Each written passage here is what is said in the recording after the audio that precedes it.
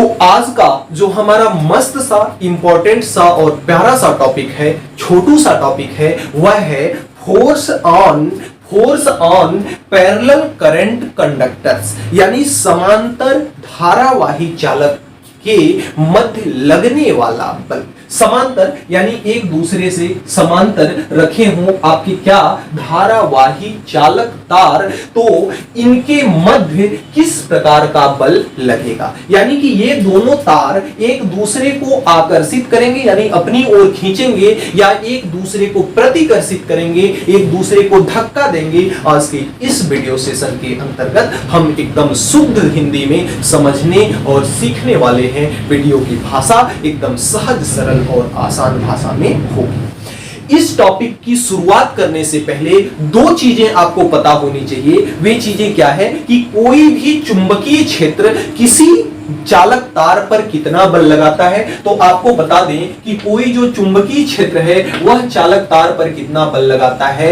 आई L B sine theta के बराबर बल लगाता है। इसको अगर हम सदिश रूप में लिखें तो इसको लिख सकते हैं आई इंटू एल वेक्टर, सदिश वेक्टर एल क्रॉस सदिश वेक्टर बी। इस प्रकार से हम लिख सकते हैं। दूसरा आपको क्या पता होना चाहिए, दूसरा आपको पता होना चाहिए कि कोई भी चालक तार जो है तो वह अपने चारों ओर चुंबकीय क्षेत्र उत्पन्न करता है, और उस चुंबकीय क्षेत्र का मान B बराबर एम्पियर के परिपथी नियम से किसी समांतर नहीं, किसी लंबे धारावाही चालक तार के कारण चुंबकीय क्षेत्र कितना होता है, म्यू नॉट I बटे 2 पाई L। ये आपका होता है फार्मूला। ये दो फार्मूला आपको पता होना चाहिए। अब इसी फार्मूले पर हम इसको क्या करेंगे, ड्राइव करेंगे। थोड़ा सा यहां पे हमें दिशा का ज्ञान होना आवश्यक है। देखिए, जब कोई तार में करंट फ्लो होता है, धारा बहती है, तो वह उसके चारों ओर क्या करती है, चुंबकीय क्षेत्र उत्पन्न करती है।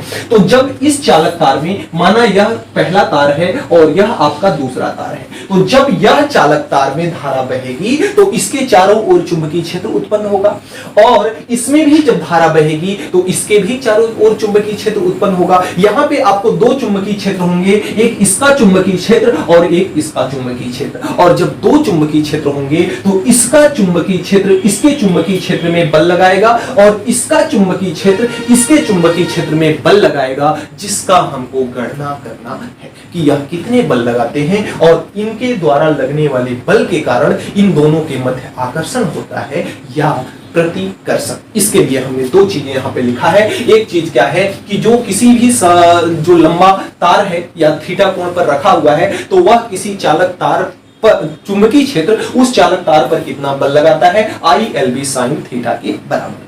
दूसरी चीज कि अगर कोई धारावाही चालक तार है तो वह अपने चारों ओर चुंबकीय क्षेत्र उत्पन्न करता है, जिसका मान एम्पियर के परिपथी नियम से हमें पता है, म्यू 0 I बटे 2 पाई L, जहां पे L क्या है, चालक तार की लंबाई, उस बिंदु के बीच की दूरी है। 2 पाई R L X Y Z कुछ भी हो सकता है, यहाँ पे उससे घबराने की बात नहीं। अब आपको यहाँ पे दो तार आपके दिए हुए हैं जो एक दूसरे के समांतर हैं, और उस चालक तार में I धारा प्रवाहित हो रही है, और इस चालक तार के बीच की दूरी कितनी है, आपकी D है।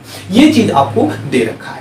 अब यहां पे हमें क्या करना है, हम जानते हैं कि यह चारों ओर अपने चुंबकीय क्षेत्र उत्पन्न करेगा, तो इस चालक तार के कारण इस बिंदु पर यहां पे देखा जाए तो यहां पे चुंबकीय क्षेत्र B1 होगा, यानी चालक 1 के कारण चुंबकीय क्षेत्र B1, और इस चालक 2 के कारण जो चुंबकीय क्षेत्र यहां होगा वह क्या होगा, आपका B2 होगा। इतनी बातें आपको याद रखनी है। अब चुंबकीय क्षेत्र पर चुंबकीय क्षेत्र की दिशा हम कैसे ज्ञात करते हैं, इस पे चुंबकीय क्षेत्र कैसा होगा, आइए देखते हैं।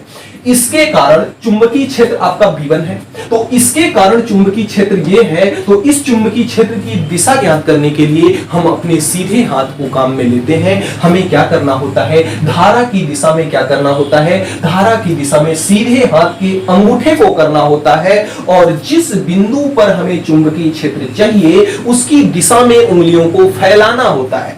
तो धारा की दिशा में हमने अंगूठा किया, चुंबकीय क्षेत्र हमें इस बिंदु पर चाहिए, तो इस बिंदु की तरफ उंगलियों को फैलाया तो हथेली हमारी बताती है चुंबकीय क्षेत्र की दिशा। तो यहां पे हमने धारा की दिशा में अंगूठा किया, बी की तरफ खोला, यानी इस बिंदु की तरफ खोला और हथेली आ रही है अंदर की ओर। तो यहां पर इस चालक तार के कारण इस पर जो चुंबकीय क्षेत्र होगा वह क्या होगा, क्रॉस के रूप में, यानी हथेली अंदर की ओर आ रही है, यानी कोई भी चीज आपसे दूर जा रहा है तो उसे हम क्रॉस से प्रदर्शित करते हैं। इसके हम दिशा की गणना कर लेते हैं। धारा की दिशा में उंगलियों को फैलाना है, थोड़ा सा ध्यान दीजिएगा। धारा की दिशा में हमें क्या करना है, अंगूठे को रखना है। हमने धारा की दिशा में अंगूठे को कर लिया, धारा की दिशा में हमने अंगूठे को कर लिया। इस बिंदु पर चाहिए हमें चुंबकीय क्षेत्र, तो हमने इस बिंदु पर अपनी उंगलियों को क्या किया, फैलाया। अब हथेली आ रही है आपकी बाहर की ओर, तो इसके कारण जो इस पर चुंबकीय क्षेत्र होगा वह बाहर की ओर होगा। और जब कोई चीज बाहर की ओर जाती है, आपकी तरफ आती है, तो उसका आपको उसका क्या दिखता है, डॉट दिखता है। उसे डॉट से हम क्या करते हैं, प्रदर्शित करते हैं। फिर से एक बार, इसके कारण जो चुंबकीय क्षेत्र इस पे था, हमने धारा की दिशा में अंगूठे को किया, जिस बिंदु पे चाहिए उधर उंगलियों को फैलाया, हथेली आ रही है अंदर की ओर, तो इधर जो आपका चुंबकीय क्षेत्र की दिशा है वह क्रॉस है, और इसकी तरफ, धारा की तरफ हमने उंगलियों को, अंगूठे को फैलाया, और इस बिंदु पर चाहिए तो इधर हमने उंगलियों को फैलाया, तो हथेली आ रही है आपकी सामने की ओर। तो इस चालक तार के कारण जो चुंबकीय क्षेत्र है वह क्या है, डॉट है। यह आपका एकदम प्योर कंसेप्ट है।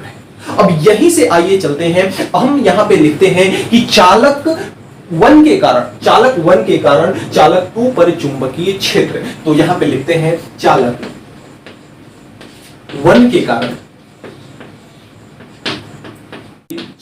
तो चालक 1 के कारण चुंबक 2 पर जो चुंबकीय क्षेत्र है उसका मान क्या है, B1 है। और B1 बराबर कितना हो जाएगा, B बराबर होता है mu naught I into 2 pi L। तो म्यू तो आपका रहेगा कि म्यू नॉट, I क्या है, इसमें प्रवाहित होने वाली धारा ये I1 है और ये प्रवाहित होने वाली धारा I2 है। तो इसके कारण चुंबकीय क्षेत्र है, तो इसके साथ धारा क्या लिया जाएगा, धारा I1 ली जाएगी, और बटे 2 पाई L। L क्या है, दोनों इस बिंदु की दूरी होती है जहां पे हमें चुंबकीय क्षेत्र चाहिए। तो इस बिंदु, यहां से लेके इस बिंदु की दूरी कितनी है, b है। तो L के जगह पे क्या हो जाएगा, आपका d हो जाएगा। इसी प्रकार से हम लिखते हैं चालक 2 के कारण चालकीय क्षेत्र। तो 2 के कारण जो चालक 1 पर चुंबकीय क्षेत्र होगा वह कितना है, 2 के कारण 1 पे चुंबकीय क्षेत्र वह कितना है, आपका B2 है। तो B2 बराबर कितना हो जाएगा, इसके कारण इस पर चुंबकीय क्षेत्र है, तो ये आपका हो जाएगा म्यू नॉट। धारा इसकी कितनी है, I2 है, तो धारा इसकी कितनी हो जाएगी, I2 2 पाई, यहां से यहां तक की भी दूरी कितनी है, d है। तो ये क्या हो जाएगा, आपका d हो जाएगा। अब B का मान तो हमने निकाल लिया, इसके कारण भी, इसके कारण भी। अब हमें दूसरी चीज जो निकालनी है वह निकालना है F12। F12 का मतलब क्या है कि पहले चालक द्वारा दूसरे चालक पर बल, पहले चालक द्वारा दूसरे चालक पर बल। तो पहला चालक दूसरे वाले चालक पर कितना बल लगाएगा, वह बल लगाएगा F बराबर LP sin थीटा। तो यहां पे F12 बराबर क्या हो जाएगा, पहले चालक 1 द्वारा चालक 2 पर बल, यानी कि अगर हम बात करें F12 की तो कितना हो जाएगा। तो यहां से अगर हम बल का मान लिखते हैं तो I क्या है, पहले चालक पर दूसरे चालक द्वारा, चालक 1 पर चालक 2 द्वारा लगने वाला बल। तो चालक 1 पर 2 द्वारा लगने वाला बल कितना है, लगने वाला बल कितना होगा, F बराबर I का मान कितना है, इसका 1 के लिए हम देख रहे हैं, तो 1 के लिए I का मान कितना है, आपका I1 है। तो 1 के लिए I का मान कितना हो जाएगा, I1 हो जाएगा, और L का मान तो आपका L ही रहेगा। और साथ में B, पहले चालक पर B का मान कितना है, B2 है। तो पहले चालक के लिए B का मान कितना हो जाएगा, आपका B2 हो जाएगा। और साथ में आपका है साइन थीटा, जहां पे थीटा आपका L और B के बीच का कोण है। तो L हमने बताया था पिछले लेक्चर में कि L की दिशा हमेशा I की दिशा में ली जाती है। तो I यहां पे इस प्रकार से है, और जो चुंबकीय क्षेत्र है आपकी तरफ आ रहा है, तो एक इधर जा रहा है, एक इधर आ रहा है, तो दोनों के बीच में कोण कितने का बना, 90 डिग्री का बना। तो थीटा इक्वल टू कितना हो जाएगा, यहाँ पे 90 डिग्री। साइन 90 का मान कितना होता है, साइन 90 का मान 1 होता है, इसलिए यह पूरा पद खत्म हो जाएगा। F12 बराबर कितना आएगा, F12 बराबर आएगा आपका I1L, और और B2 का मान यहां से कितना है, B2 का मान है आपका म्यू नॉट और साथ में I2 और बटे में कितना है 2 पाई D है, बटे में कितना है 2 पाई D है। तो यहां से F12 बराबर कितना हो जाएगा, F12 बराबर आपका हो जाएगा I1 I2 को एक साथ में लिख देते हैं तो ये आपका हो जाएगा म्यू नॉट, और इस L को हम क्या करते हैं, इस L को F के नीचे लिख देते हैं, अभी एक अच्छा सा संबंध निकल के आएगा। F2 को हम L को हम क्या कर देते हैं, इसके नीचे रख देते हैं, तो L को जब इधर ले आएंगे हम तो L यहाँ गुणा में है, इधर आके भाग में हो जाएगा, यहाँ बचेगा mu naught I1 into I2, तो ये आपका हो जाएगा I1 इंटू I2 बटे कितना हो जाएगा 2 पाई D, यह आपका हो जाएगा लगने वाला बल। अब यहाँ पे L को नीचे रखने का मतलब क्या है, L को हमने एक मान लिया अगर, तो L का एक मान लिया तो एक को विज्ञान की भाषा में कहते हैं एकांक। एकांक क्या है, लगने वाला बल। क्या इसका मतलब कुछ समझ में आया, एकांक लंबाई पर लगने वाला बल, यानी इस चालक तार के एकांक लंबाई पर लगने वाला बल। एकांक इतनी अच्छी चीज होती है कि यदि किसी भी चीज का एकांक हमको पता है तो उसका संपूर्ण हम क्या कर सकते हैं, ज्ञात कर सकते हैं। तो एकांक लंबाई में लगने वाला बल कितना है, म्यू नॉट I1 I2 बटे 2 पाई D। अब इसी प्रकार से जैसे हमने F12 की गणना करी, उसी प्रकार से अगर हम F21 की गणना करें तो F21 कितना हो जाएगा, F21 बराबर है, जैसे 1 2 क्या था, चालक 1 पर 2 द्वारा आरोपित बल, तो यह 2 द्वारा 1 पर आरोपित बल। इस चीज को लिख लेते हैं कि चालक 1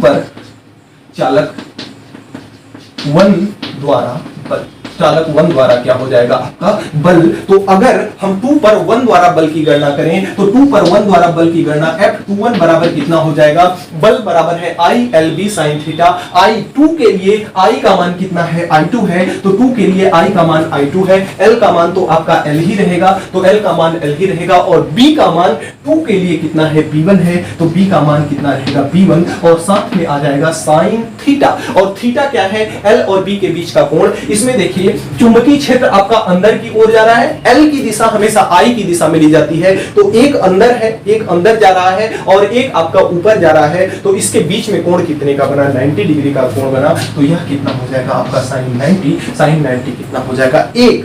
अब यहां से F21 का मान कितना निकल के आएगा, I2 तो रहेगा ही साथ में, और L को हम इधर ले आते हैं तो L इसके नीचे हो जाएगा, क्योंकि यहाँ गुणा में है, इधर आएगा तो भाग में हो जाएगा I2, और B1 का मान कितना है, यहाँ से B1 का मान है म्यू नॉट इंटू I1 बटे 2 पाई D, कितना है 2 पाई D। यहां से अगर हम मान निकालें तो आपका F21 बटे L, F21 बटे L का मान कितना निकल के आएगा, I1 I2 को एक साथ कर देते हैं तो म्यू नॉट I1 I2 और बटे में कितना हो जाएगा 2 पाई D।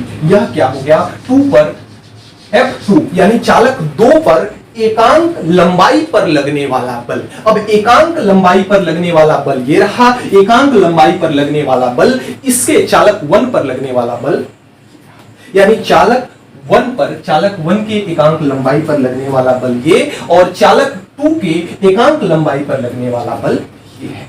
अब यहां से कंक्लूजन क्या निकलता है, आखिर हमको ये कैसे पता होगा कि इन चालकों के मध्य आकर्षण होता है या प्रतिकर्षण होता है।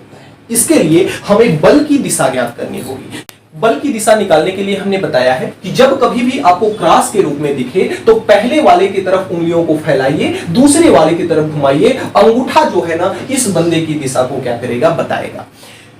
एक बात और, यहाँ L की दिशा I की दिशा में ली जाती है, ये भी बात आपको पता है, यानी जिधर I होगा उधर ही आपका L की दिशा होगी। अब यहाँ पे हमें करना ये है कि सीधी हाथ को उंगलियों को लेना है, आप भी मेरे साथ साथ करते चलिए। सीधी हाथ की उंगलियों को धारा की दिशा में हमने क्या किया, फैलाया। धारा की दिशा में हमने क्या किया, फैलाया। यहाँ पे चुंबकीय क्षेत्र डॉट है, यानी आपकी तरफ आ रहा है, तो धारा की दिशा में हमने फैलाया, उंगलियों को हमने दूसरी की तरफ चुंबकीय क्षेत्र की तरफ घुमाया, तो धारा की दिशा में फैलाया, चुंबकीय क्षेत्र की दिशा में फैलाया, अंगूठा आ रहा है उधर की ओर, तो इस पर जो लगने वाला बल है, इस पर जो लगने वाला बल है वह इधर की ओर लग रहा है। यह क्या है आपका F12 की दिशा है। किसकी दिशा है, F12 की दिशा।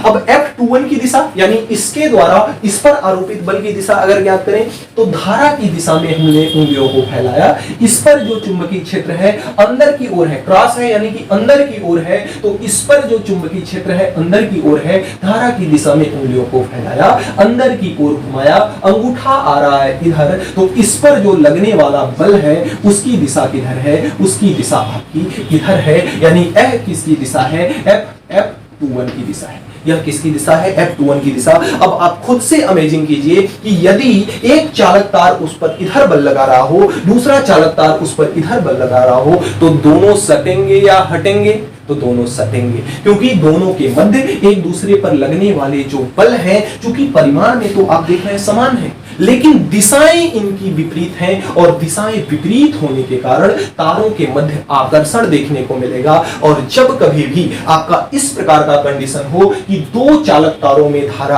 आगे की ओर, मतलब एक ही दिशा में बह रही हो, तो उनके मध्य आकर्षण देखने को मिलेगा।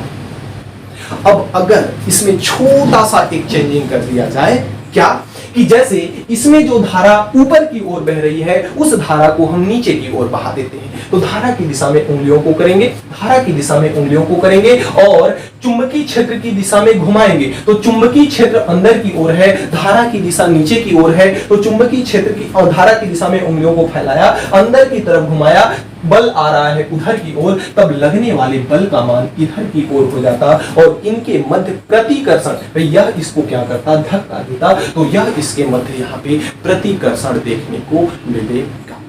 देखिए कुछ भी नहीं था यहाँ इस टॉपिक में, थोड़ा सा सिस्टमैटिक वे में हमने चला, और दो बातें इसमें आपको पता होनी चाहिए कि किसी समांतर चालक तार पर चुंबकीय क्षेत्र कितना बल लगाता है, तो वह बल लगाता है ILB sin थीटा। दूसरी बात आपको यह पता होनी चाहिए, एम्पियर के नियम से किसी चालक तार पर, जो चालक तार के द्वारा किसी जब आवेश का प्रवाह होता है, तो आवेश जब चलता है तो अपने चारों ओर चुंबकीय क्षेत्र उत्पन्न करता है, जिस चुंबकीय क्षेत्र का मान किसी चालक के लिए, किसी तार के लिए μ0I/2πL, जहां L क्या है, चालक तार की लंबाई है। ये सूत्र हमारे पास होता है। अब हमने क्या किया, चालक 1 के कारण चालक 2 पर चुंबकीय क्षेत्र की गणना करी V1, इसके कारण जो चुंबकीय क्षेत्र होगा V1, इसके कारण जो चुंबकीय क्षेत्र होगा क्या होगा V2।